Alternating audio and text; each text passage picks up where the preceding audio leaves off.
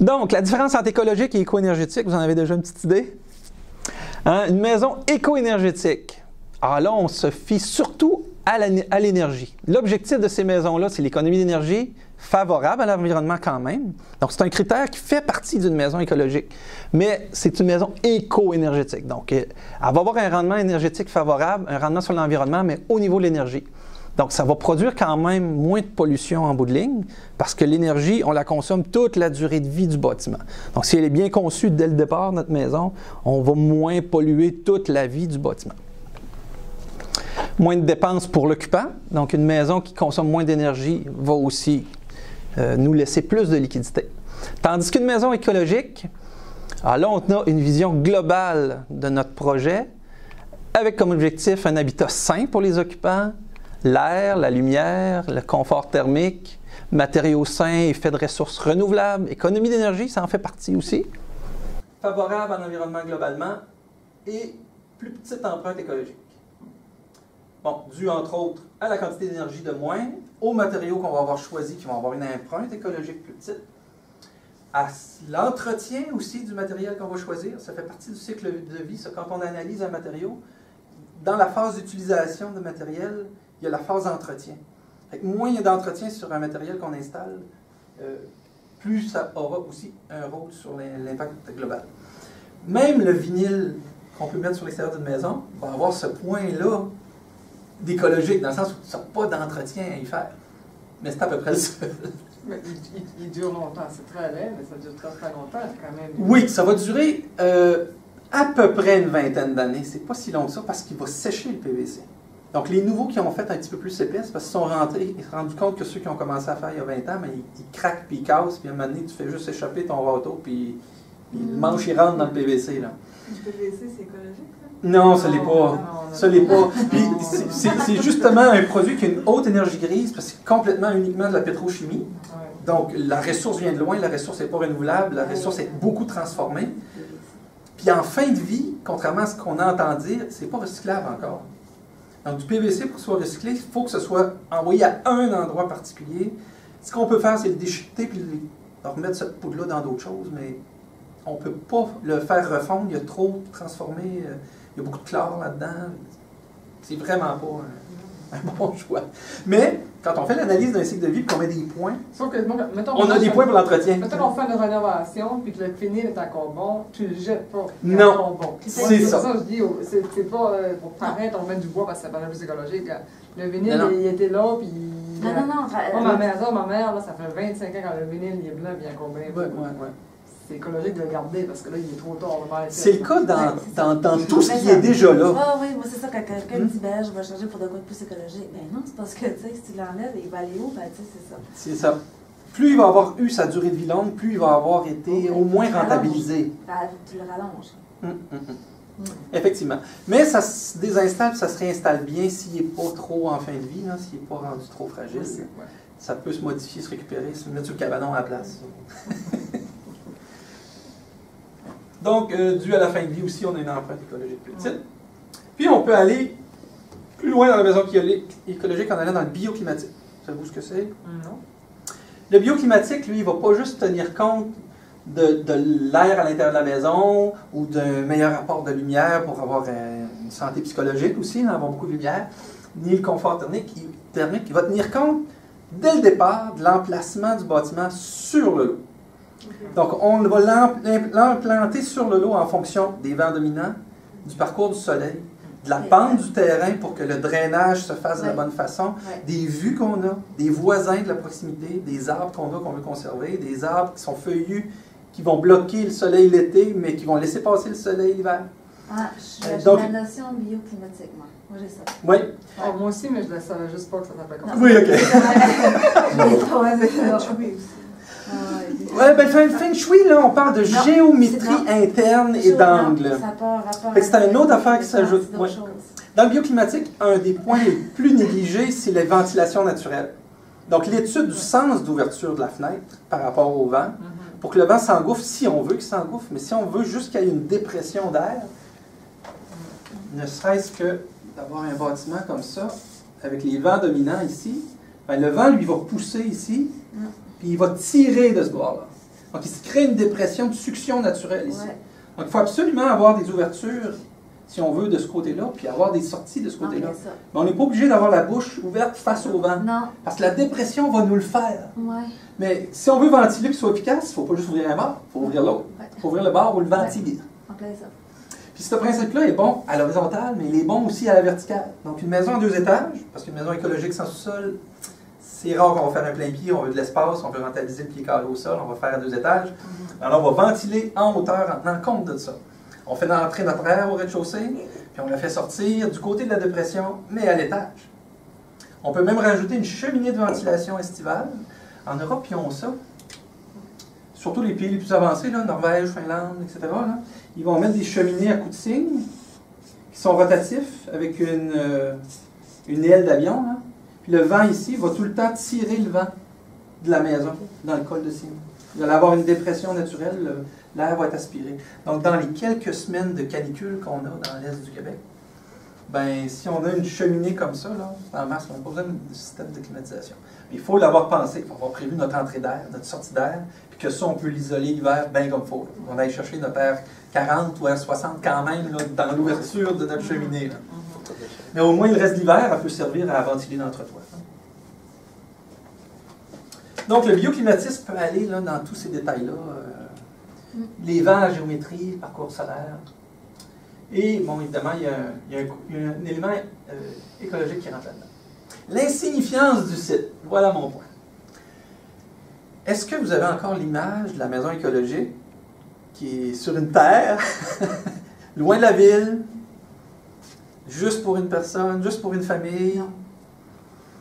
Parce que avant, c'était beaucoup plus ça. Hein. Les années 70, 80, là, les premiers qui se faisaient une maison solaire ou une maison écologique, ben, c'était dans le bois, c'était perdu, puis là, c'était une maison en harmonie avec la nature.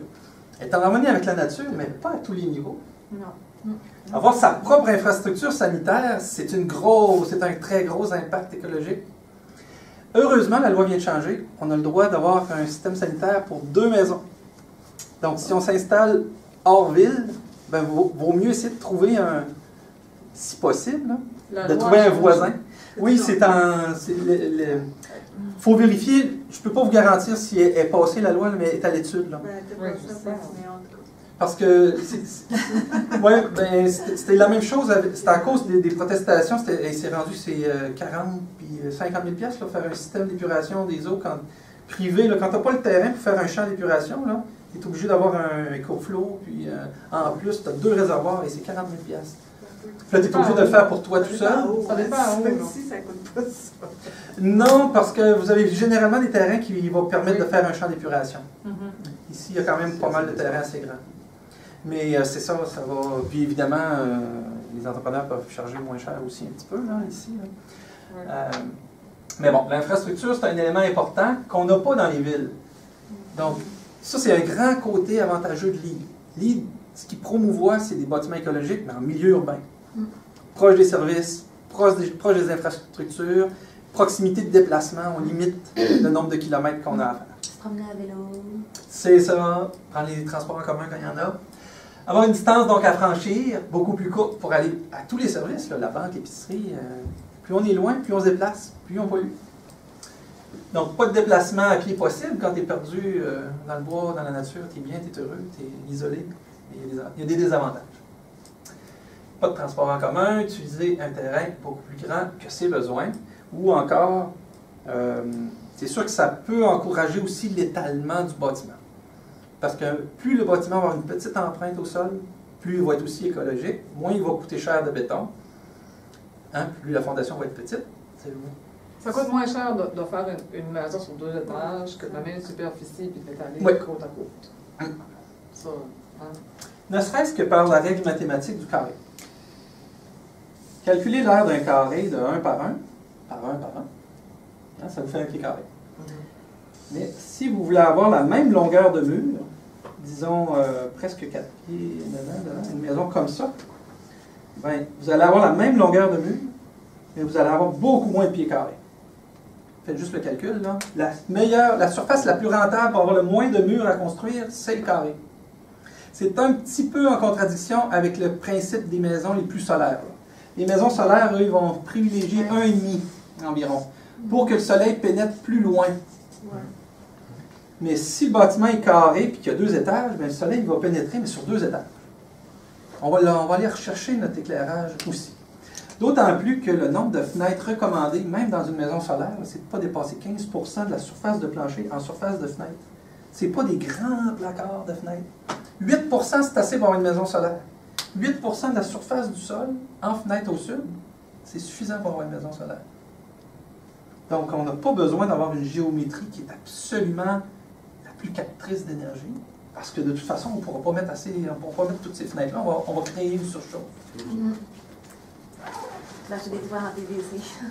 Oui, c'est ça, c'est ça. Mais juste le coût des toiles là, peut être remplacé par soit des... Connaissez-vous les enrouleurs? C'est des toiles isolantes extérieures. Ça peut être relié à la domotique, mais ça peut être aussi un piton électrique, une télécommande. Puis à l'extérieur, la toile se déroule. Il y en a que c'est comme des volets. Des volets, ouais, oui. Des volets comme ça ne fonctionne pas dans les pays nordiques. Ah, ok. Dès qu'il y a de la neige un peu, ça coince. Fait que ça va bloquer un peu le vent, mais tu ne seras jamais capable de les fermer comme il faut. Tu vas tout le temps en train de déneiger ça, puis ça va coincer. Mais les toiles à rouleau, la marque c'est Alvia, A-L-V-I-A, c'est fabriqué à Montréal. Ça coûte 8 $ du pied carré. Attends, excuse-moi, c'est quoi? A-L-V-I-A. A-L-V-I-A. Ouais. Une compagnie de... Montréal. Si vous voulez être distributeur dans le coin, je cherche un distributeur. Hey, il y a une belle petite business pour toi, ça. Hein, ça pourrait être une... On va dire sur, Ça se vend en détail 8 $ du pied carré. Ben, 8 $ du pied carré pour une fenêtre, c'est le prix des stars. Vous savez, les ambio, là, les 2 petites toiles horizontales qui arrivent, vous avez vu, là, que tout le monde veut. Là. Ça peut coûter 800 $, ça, mettre ça dans une fenêtre, là, une belle grande fenêtre. Mais ça va coûter 800 mettre ce système-là aussi. Parce qu'un des gros problèmes de la perte d'énergie d'une maison solaire, c'est par les fenêtres le soir. Lorsqu'on n'a plus le gain solaire, on a une perte d'énergie. Donc, le meilleur moyen d'avoir une maison rentable, c'est de garder notre énergie le soir, puis c'est de mettre des systèmes isolants dans les fenêtres. Donc, si on met un système extérieur qui va durer la vie du bâtiment, ça existe même mécaniquement, là, mais ça passe au travers du mur, qu'on a une perte d'infiltration d'air. Mais sinon, c'est électrique avec une petite télécommande. Ça peut être relié à la domotique, dès qu'il n'y a plus de soleil, ça se fait. Mais quand on est là, ben, on peut contrôler qu'on laisse ça ouvert parce qu'on veut voir. Mais la chambre, la fenêtre peut être isolée tant qu'on n'est pas là. On a besoin, dans le fond, de notre lumière naturelle dans la chambre quand on se lève le matin, si on retourne se changer. Sinon, on fait juste perdre de l'énergie par notre fenêtre. On va revenir dans d'autres éléments. À moins qu'elle soit au sud, là, va être utile. Si elle est au sud, elle est utile pendant quelques heures dans la journée. Mais les 2 autres tiers de la journée, ben, il faudrait qu'elle puisse s'isoler. Hein. Puis le pourcentage de 15% de superficie de plancher, c'est les fenêtres au sud. Oui. Mais ça se peut dire que c'est 65% des fenêtres qui doivent être au sud. Ah, ça, c'est la norme du code. Du code ou de... Le code du bâtiment...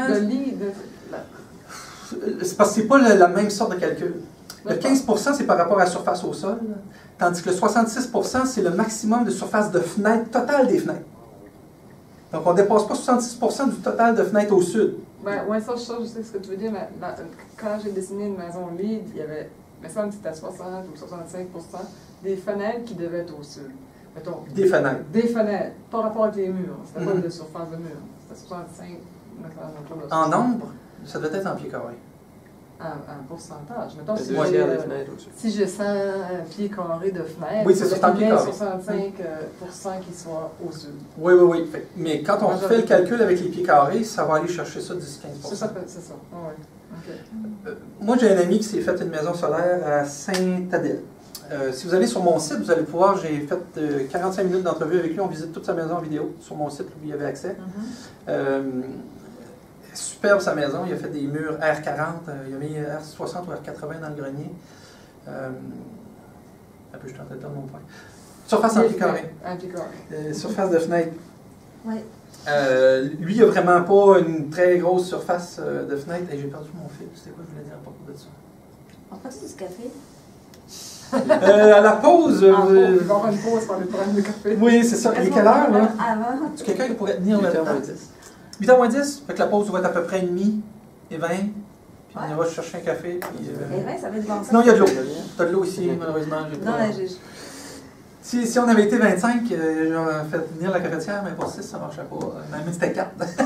C'était 4 que j'avais de sûr. On Est-ce que tu connais la maison R132, Jardin de Missesse? Oui, Jardin. Je suis allé, j'ai loué avec mes parents et mon frère la semaine dernière pour Oui, ok. deux nuits. Hein. Oui, on peut la Je louer. la connaissais, puis c'est ça, c'est la première fois Oui. qu'on allait vraiment passer du temps. Oui, oui, oui. Je trouvais ça intéressant. Elle est superbe, cette Il y maison.